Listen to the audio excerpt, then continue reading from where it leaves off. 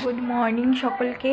And এখন হচ্ছে আমি এই গুনগুনের সকালের খাবার তো সকালবেলা ওকে দিয়েছিলাম ডালিয়ার পায়েস করে। এখন ওকে আমি দুপুরে কী দেবো সেটা প্রিপারেশন করে নিচ্ছি, কারণ গুনগুন এখন ঘুমাচ্ছে।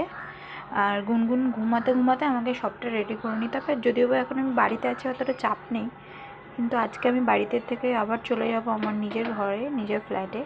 তখন আবার আমাকে টাইম টু টাইম সব কিছু ম্যানেজ করে করতে হবে।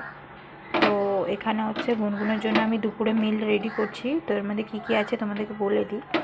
যাদের 10 মান্থ 11 মান্থের বেবি আছে বা 1 ইয়ারের বেবিকেও এগুলো দেওয়া যায়, তার ছোট বেবিদেরকেও এগুলো দেওয়া যায়। 6 মান্থ থেকে এই বেবিগুলো তোমরা তোমাদের বেবিকে দিতেই পারো।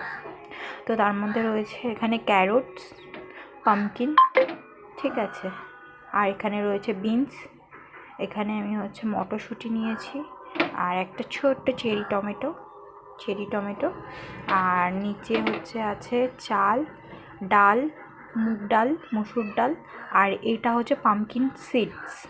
এটা তোমরা একদম ছোটো বেবিদের না দিলেই ভালো, একটু বড় হলে তারপরে দিতে পারো। সিডস বাচ্চাদের জন্য অনেক উপকার। তো এটাকে এখন আমি ভালো করে ওয়াশ করে দেন এটাকে আমি সেদ্ধ বসিয়ে দেবো। আর হয়ে গেলে সামান্য একটু বাটারি দিয়ে দেবো।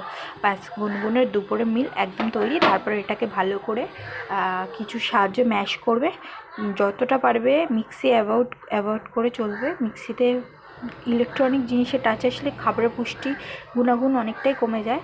তাই ইলেকট্রিক জিনিস বাদ দিয়ে এটা হাতে ম্যাশ করবে বা কোনো কিছু দ্বারা ম্যাশ করবে। আমি যেমন গ্লাসের পেছনের দিকটা দিয়ে ম্যাশ করি, ওইভাবে ম্যাশ করতে পারো, করে তারপরে বেবিদেরকে দেবে। তো চলো আমি এটা